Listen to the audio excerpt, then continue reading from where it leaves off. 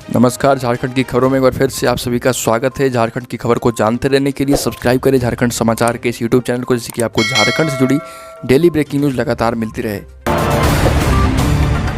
सबसे पहली और बड़ी खबर दोस्तों, झारखंड के विभिन्न जिलों में पिछले 24 घंटे में 56 नए पॉजिटिव मरीज मिले। 82 लोग कोरोना से ठीक भी हुए। अब पूरे राज्य में 423 एक्टिव केस बचे हैं। अब तक झारखंड में 3,46,223 पॉजिटिव केस मिल चुके हैं और इनमें से 3,40,665 लोग कोरोना से ठीक भी हो चुके। बोकारो में 3, देवघर में 1, धनबाद में 1, पूर्वी सिंहभूम में 18, गढ़वा में 1, गुमला में 4, हजारीबाग में 1 मरीज कोरोना संक्रमित पाए गए। अगली खबर बोलवा प्रखंड के रांची के बोलवा प्रखंड के अलीगुड़ पहाड़ टोली में झुंड से बिछड़े एक हाथी ने जमकर उत्पात मचाया। हाथी ने 3 घरों को क्षतिग्रस्त कर दिया और वहां रखे धान, चावल और गेहूं को खा गया। लोगों ने हाथी को जंगल की ओर खदेड़ दिया। हाथी रात में लखन सिंह के घर को क्षतिग्रस्त कर रहा था। आवाज़ सुनकर घर के सभी लोग नींद से जाग गए और हाथी को वहां से भगाया गया। इसके बाद कुछ ही दूर में मुकुट सिंह के कच्चे और पक्के 2 मकान को गिरा दिया गया। अगली खबर दोस्तों, रांची में इस साल भी रथ यात्रा नहीं निकलेगी और कोरोना संक्रमण को देखते हुए राज्य सरकार ने यह निर्णय लिया है। साथ ही जगन्नाथपुर मंदिर न्यास समिति धुरवा को इसकी सूचना दे दी गई। इस संबंध में गृह कारा एवं आपदा प्रबंधन विभाग के विशेष कार्य पदाधिकारी सह उप सचिव सुशील कुमार ने न्यास के कार्यकारी अध्यक्ष राम कुमार कटारिया को पत्र लिखकर रथ यात्रा निकालने का आवेदन अस्वीकृत किए जाने की जानकारी दी है।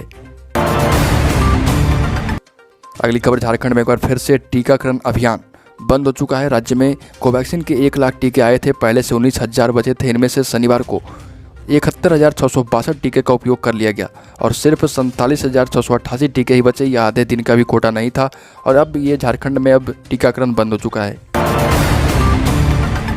अगली खबर, जमशेदपुर से शहर के लोगों में कोरोना से लड़ने वाली एंटीबॉडी की क्षमता का पता लगाने के लिए एमजीएम के डॉक्टरों व साइंटिस्ट की टीम शोध करेगी। पहले चरण में 18 वर्ष से कम आयु के 400 बच्चों के सैंपल लेकर एंटीबॉडी के स्तर की जांच की जाएगी।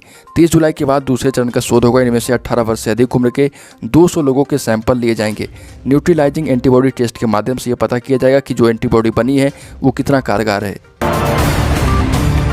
अगली खबर, रांची यूनिवर्सिटी में इसी सेशन 9 नए प्रोफेशनल पाठ्यक्रम की पढ़ाई शुरू होगी। एडमिशन की प्रक्रिया शुरू होगी और 150 सीटों पर एडमिशन होगा। प्रोफेशनल और जॉब ओरिएंटेड कोर्स के होने के कारण IITN समेत देश के विभिन्न राज्यों के अभ्यर्थी फोन पर जानकारी ले सकते हैं।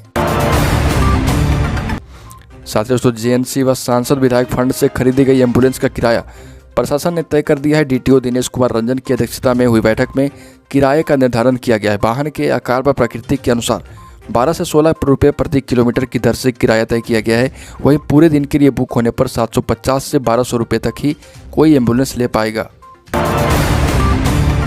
अगली खबर, धनबाद में जमीन विवाद सुलझाने के लिए शिकारीपाड़ा थाने में बुलाई गई पंचायत में ASI संजय सिंह ने गंगाधर पाल की निर्ममता से पिटाई कर दी। उन्हें लात घूंसों से पीटा गया। हालत बिगड़ने पर पुलिस ने उन्हें सामुदायिक स्वास्थ्य केंद्र भेजा है। सूचना मिलते ही SP अंबर लकड़ा ने आरोपी SI को निलंबित कर दिया है। जामकंदर गांव के गंगाधर पाल का अपने भतीजे दुलाल पाल से जमीन विवाद चल रहा था।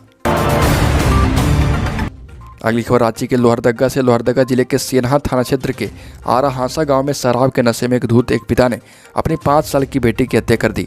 बेटी नशे में धुत पिता को खाने के लिए नींद से जगा रही थी। इससे आक्रोशित पिता ने उसे जोरदार तमाचा मारा और बच्ची का सिर कबाड़ में रखे लोहे से जा टकराया। इससे उसकी मौत हो गई। अगली खबर, झारखंड के कोडरमा जिले के चंदवारा थाना क्षेत्र में अंतर्गत जवाहर घाट के पास फिचरी जंगल में बिहार से पिकनिक मनाने गए बक्सर के प्रशिक्षुत DSP आशुतोष कुमार की सर्विस रिवॉल्वर से चली गोली से एक युवक की मौत हो गई। घटना के बाद पुलिस ने आशुतोष कुमार समेत उनके 2 दोस्तों को गिरफ्तार कर लिया है। आशुतोष कुमार अपने 3 दोस्तों के साथ पिकनिक मनाने आए थे। DSP के अनुसार सौरभ उनकी सर्विस रिवॉल्वर लेकर फोटो खिंचवाने लगा था। अगली खबर, धाल भूमगढ़ थाना क्षेत्र स्थित NH80 जोड़सोल के पास बहाड़गोड़ की ओर से जमशेदपुर की ओर जा रहा बाइक सवार सड़क हादसे में जख्मी हो गया। बाइक सवार युवक ने हेलमेट नहीं पहना था और उसने चलते ट्रक को पीछे से टक्कर मार दी। इससे युवक गंभीर रूप से जख्मी हो गया। घायल बाइक सवार की पहचान चाकुलिया प्रखंड क्षेत्र के इदवनी गांव निवासी बबलू मुंडा के रूप में की गई। साथ ही दोस्तों, आखिरकार ट्विटर ने भारत के नए IT नियमों को मान लिया है। कंपनी ने भारत में अपना रेजिडेंट ग्रीवांस ऑफिसर नियुक्त किया है। ट्विटर ने अपनी आधिकारिक वेबसाइट पर बताया है कि उसने विनय प्रकाश को शिकायत अधिकारी बताया है और सरकार ने 25 फरवरी को नए कानून लागू किए थे। इन नियमों का 3 महीने के भीतर यानी 25 मई से पहले पालन किया जाना था, लेकिन ट्विटर ने डेडलाइन खत्म होने के 46 दिन बाद इन नियमों का पालन किया है। इससे पहले 27 जून को ट्विटर इंडिया के अंतरिम शिकायत अधिकारी धर्मेंद्र चतुर ने अपने पद से इस्तीफा दे दिया था।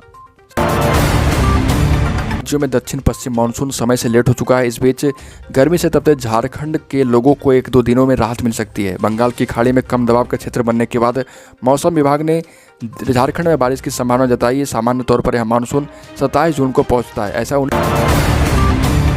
अगली खबर, दुनिया में अपना वर्चस्व कायम करने के लिए चीन खतरनाक प्रयोगों में जुटा रहता है। कोरोना वायरस की उत्पत्ति को लेकर दुनिया भर की जांच एजेंसियों की निगाह आ चुका है। चीन अब सुपर ह्यूमन प्रोजेक्ट पर काम कर रहा है। इसके लिए वो 52 देशों की 80 लाख से ज़्यादा गर्भवती महिलाओं की जेनेटिक डेटा का चोरी छिपे अध्ययन कर रहा है।